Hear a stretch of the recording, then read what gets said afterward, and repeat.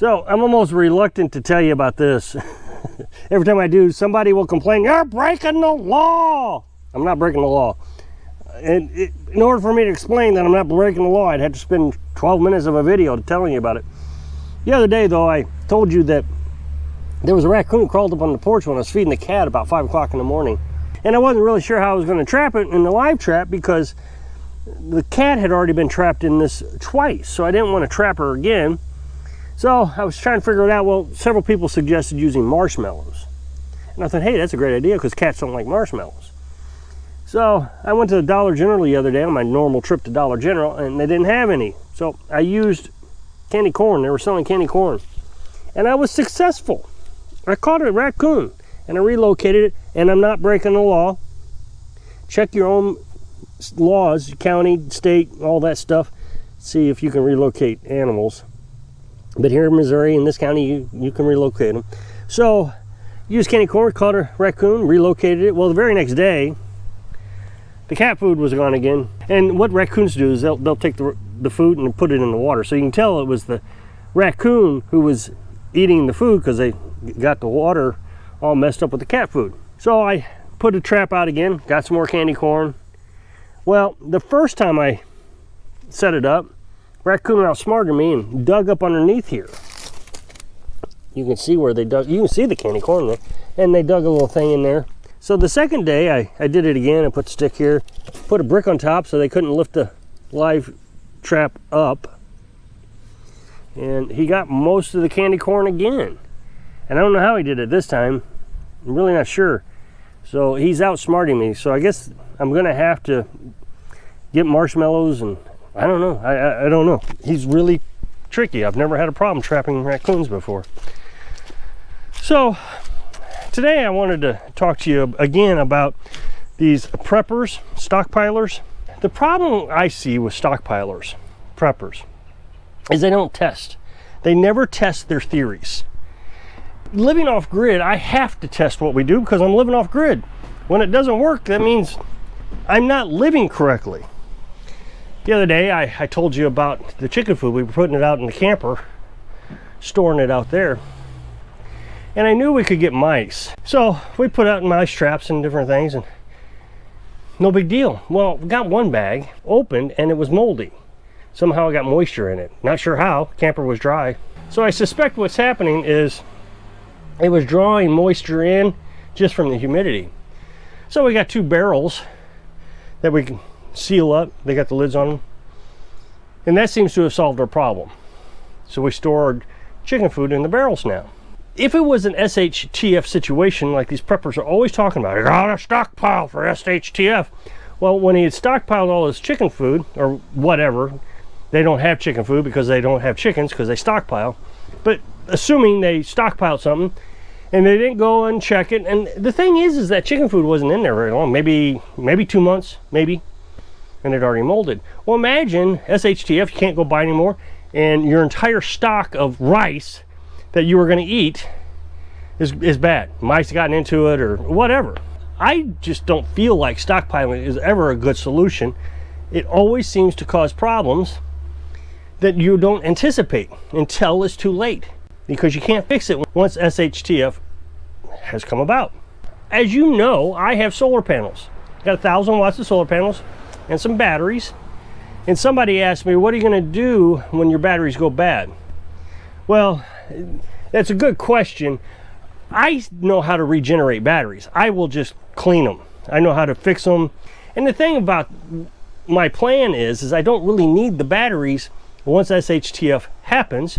I just need the solar panels, because on sunny days I can run the well. That's the only electric that I would need, is the well. So not a big deal. I'm not too concerned about it. The thing about being off grid is you want a continuous supply of electricity that you don't really have to put much work into.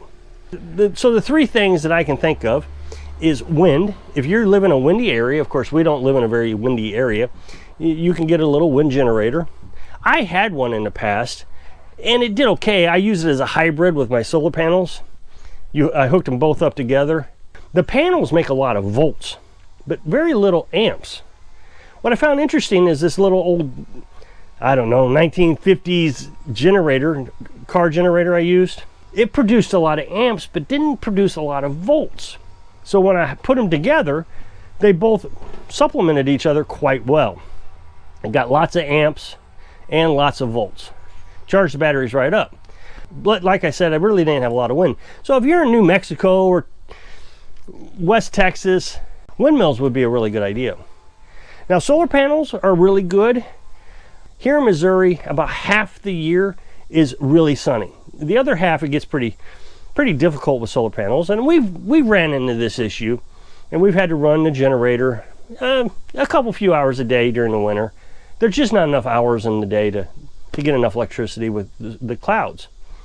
To supplement that, to fix that problem, I could just simply get more solar panels. No big deal. All in all, living off grid, run the generator, not a problem. But SHTF, it does become a problem. So what I would have to do then, I would have to figure out how to manufacture energy for the generator. And there is an easy solution to this, and I'll get to that in a minute. Now, the other system that I would like to have had, as a matter of fact, when we looked for property, we looked for a place that had a stream in it. And then you could build yourself a turbine of some sort. And you can actually buy them. When I was looking at them, you could buy them. And you wouldn't need a lot of electricity either, because it runs 24 hours a day.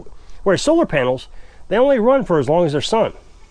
After that, they're dead. So I have 1,000 watts of solar panels, for example, but maybe I only need 200 watt generator for water, because it runs all day and all night. So instead of 6 or 8 hours of good sunlight, you got 24 hours of rotation.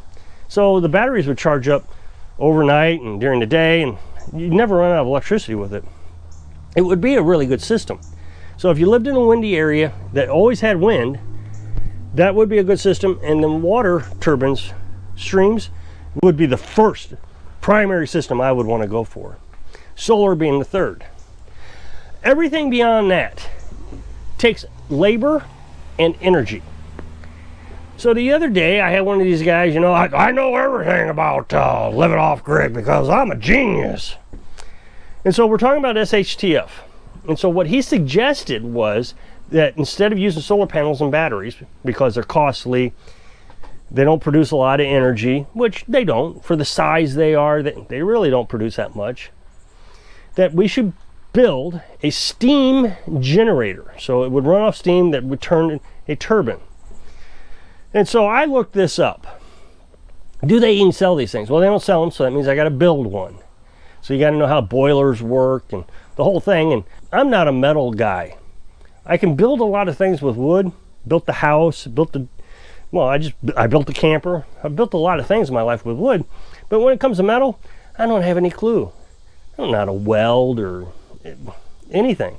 Anytime I do anything with metal, I bolt it together, drill holes and bolt it together. So I'm already out of the running to build one. I'd have to hire someone to build it. So now you got your generator. You have to learn how it works. I don't really know how steam works. I mean, do you always have to fill it up with water? I don't know. And I'm not asking, that was just a rhetorical question. You don't have to answer in the comments below. Because in my mind, it's really not a great idea. Because you got to burn something to produce electric. It's no different than the electric company burning coal and whatever, gasoline, whatever it is they're using to make electric. Now I would have to buy coal in an SHTF. Well, where do you get coal? I don't know. So the alternative would be wood. So I would have to cut down my trees. The way I look at it is the wood stove uses about 3 sticks of wood every 8 hours. Now, I'm not getting anything up to boiling. I'm just trying to get the house up to temperature, and it kind of cools off for 8 hours and then back up and cools off. Well, if I'm thinking about burning wood all the time to produce electric, because he said no batteries, which, yeah, batteries can be a problem in an SHTF. So that steam generator is always going to be running. You're always going to be putting wood in it. So let's assume that, I don't know, you only need a small amount of electricity, 5K or whatever you want. Well, that means, let's just say 1 stick of wood every 4 hours, because that's how, well, actually, in the wood stove, the wood is actually burning a flame for about 2 hours. And then the rest of the 6 hours, it's just coal. So it's a bed of coal that keeps the house warm. So about every 2 hours, 2 to 4 hours, you would have to put wood into the steam generator, even if it's just one stick. Well, that's a ton of wood. Doing what we do with the wood stove, we use about a half a cord of wood. But if you're running this thing 24 hours a day, 7 days a week, 365 days a year, you would go through a massive amount of firewood just to run your electric devices. Whereas the solar panels produce electric, I don't have to do anything. I have thought about what's called a gasifier. So I'm kind of talking about this earlier, I just didn't mention the name. And a gasifier would actually make more sense. Keeping the same system I have, solar panels, but on cloudy days when I don't have enough to charge the batteries, or in an SHTF situation, I would need to run the well on a cloudy day, a gasifier would work really well. So would a steam generator, but a gasifier just seems to make more sense because it just wouldn't take a lot of firewood to get it going, get it hotter. You don't have to do any of that. What a gasifier is your generator. You just take your generator, you take the air filter off of it. This is it. This is all you got to do. And you put smoke, wood smoke, dry wood smoke, into the air filter of the generator. And so it's like a chimney coming out of your house. You got all that smoke coming out of it. Well, if you put your generator right next to it and you pull the rope and it starts sucking in that smoke, it would run, because that smoke is actually wood, is what it is. It's wood particles. And it's kind of how our wood stove works. It's got this afterburner that burns the smoke. So on our wood stove, you don't see any smoke coming out of the chimney because it's all being burned up and used. So that's what you're doing, is you're burning the smoke. It's called a gasifier. It's not hard to build. All you need is something, anything. You could make anything, put some firewood in it, get a chimney to come out, maybe a hose or something, and the smoke would just kind of go right into the intake, the air intake of your generator, and it would run. So what I would do is you just get some sticks. That's all you would need. Something that would generate a lot of smoke. Start your generator up. 3 hours at the most to charge the batteries. If I just wanted to run the generator, it'd be a half hour. So you just put smoke into it. And now I haven't used hardly any firewood, although it takes effort. But if I was to run a steam generator, you got to think about this. You would have to constantly getting firewood. If you're cutting it on your own, that means you got to have gasoline for the chainsaws and all that. Well, SHTF situation, you're not going to have gasoline. So that means you're cutting all this by hand. Axes, splitting mauls. You would have to get one of those two-person saws. Well, the guy who mentioned this said that, oh, just use your firewood you already got. Well, I'm using that for heat. That's enough firewood that I got there that should last me the rest of my life. So I don't want to use it up making electricity when I already have solar panels that work fine.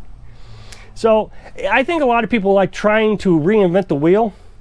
Just keep it simple. So if you can click that super thanks button down there, I really appreciate it.